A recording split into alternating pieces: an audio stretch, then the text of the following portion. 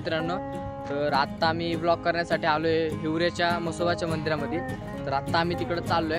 आम्ही आता बाबदेव घाटाशी इथं थांबलो होतो, तर तुम्ही व्ह्यू पहा।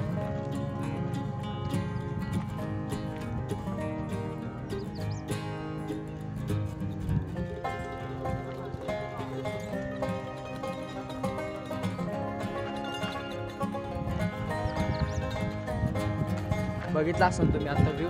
तर आता मी तुम्हाला पुढचं दाखवतो। आता आम्ही मंदिरात चाललोय आणि तुम्हाला त्या मंदिराबद्दल माहिती पण सांगतो, त्या देवाबद्दल माहिती।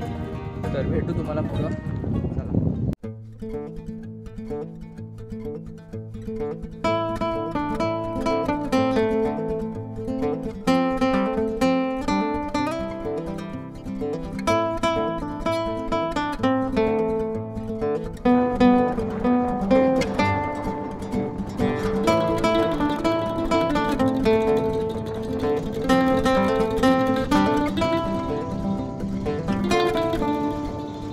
हे बघा, आम्ही मंदिराच्या इथं आलोय आता। हे बघा, इथं गाडी लावली आहे, तुम्हाला दाखवतो मंदिर। तर चला मंदिर दाखवतो।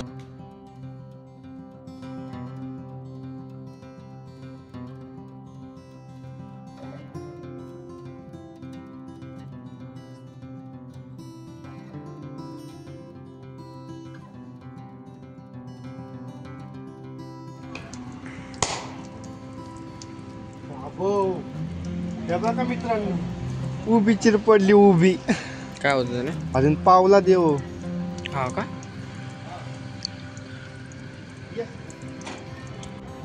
हिवऱ्याच्या म्हसोबाला तुम्ही बघितलंच असेल, देवाला आता आम्ही व्हिडिओ काढले, तुम्हाला व्हिडिओ बघितला असेल तुम्ही। तर मी तुम्हाला त्या देवाबद्दल एक सांगणार आहे, ते तुम्ही ऐका।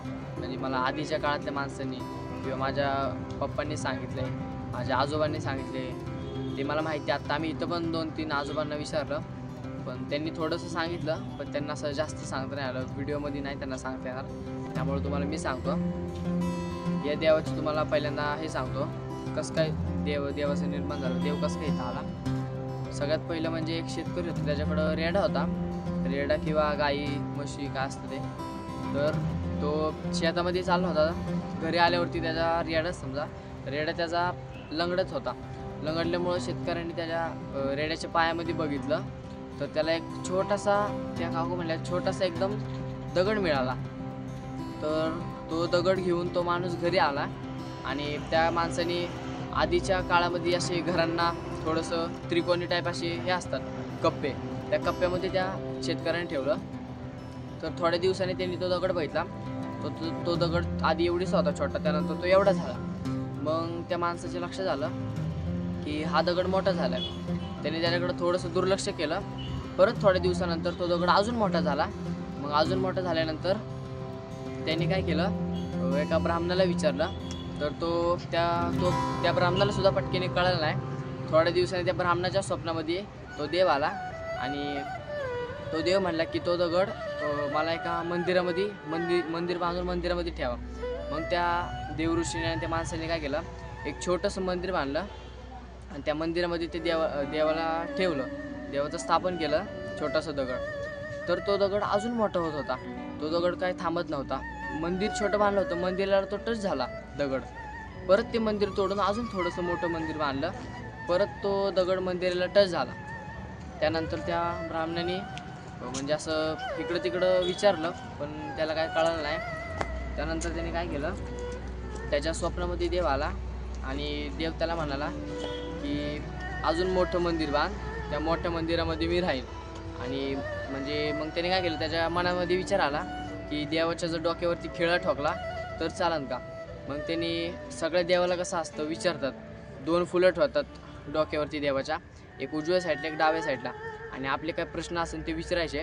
जर उजव्या साईडचं फूल खाली पडलं तर देवाचा होकार असतो आणि डाव्या साईडचं फूल पडलं तर नकार असतो। मग त्यांनी फूल ठेवून देवाला विचारलं की असं करायचं का, कारण आम्ही जास्त मोठं सुद्धा मंदिर बांधू नाही शकत। मग देवाचा होकार आला, मग देवाच्या डोक्यावरती त्या ब्राह्मणाने खिळा ठोकला।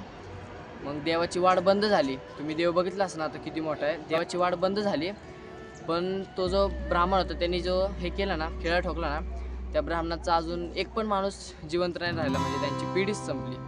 तर अशी घटना आहे। तर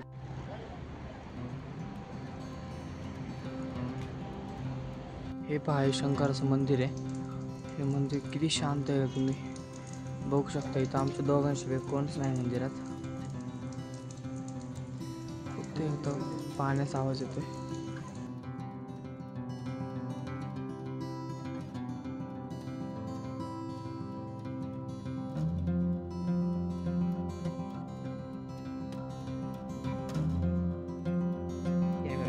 बघू दिसतंय का?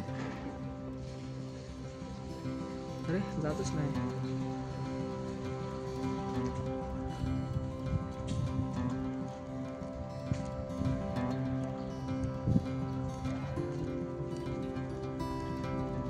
मंदिर खूपच शांत आहे.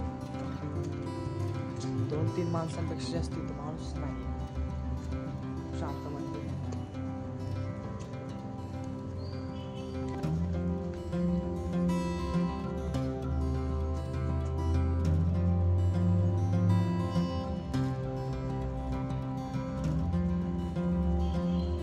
तर आत्ता आम्ही आलो आहे हिवऱ्याच्या मसोबाच्या मागच्या मंदिर आहे महादेवाचं. हे बा तुम्ही मंदिर बघू शकता.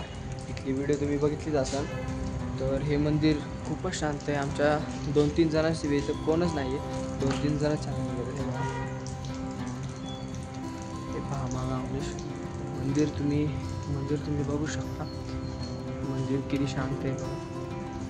मंदिरात कोणच नाही आहे. इथं आतमध्ये आम्ही पाया पडून आलो. मागच्या साईडला तुम्ही बघा मंदिर किती शांत आहे. किती छान आहे मंदिर. तुम्ही सुद्धा येऊ शकता या मंदिरात. बघा इथं दत्तांचं मंदिर आहे. हे पहा इथून पाणी येतं.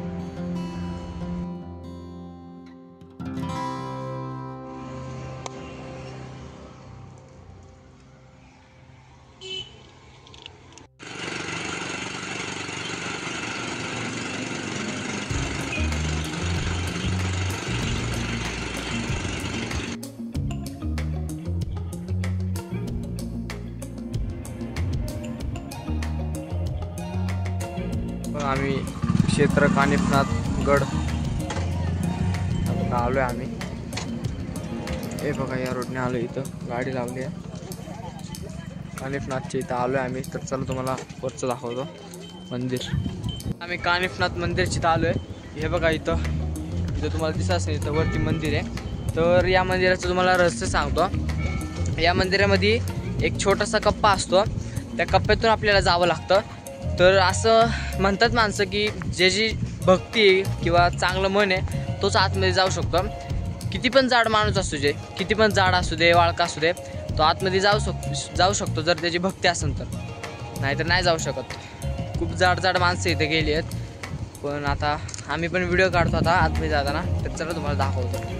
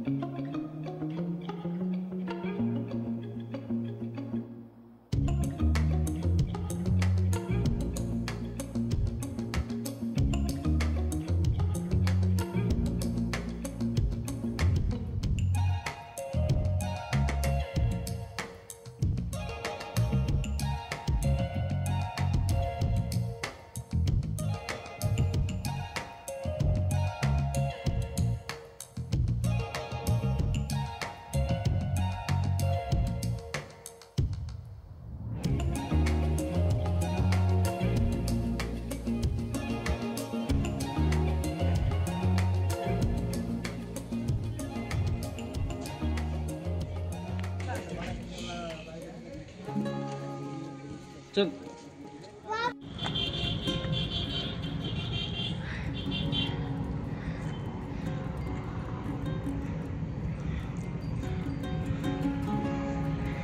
तर आता आम्ही आलोय बघा.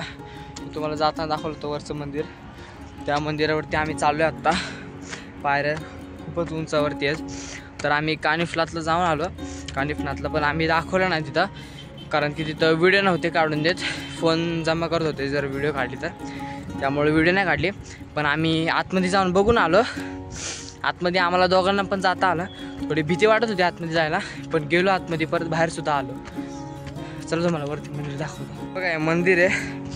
हे बघा इतके पायऱ्या आम्ही सोडून आलो. खूप उंचावरती आहे पण मंदिर. बघा वरती झालं.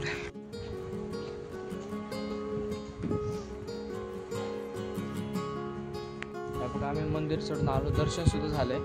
तर तुम्ही हे बघा मंदिराच्या दर्शन घ्या.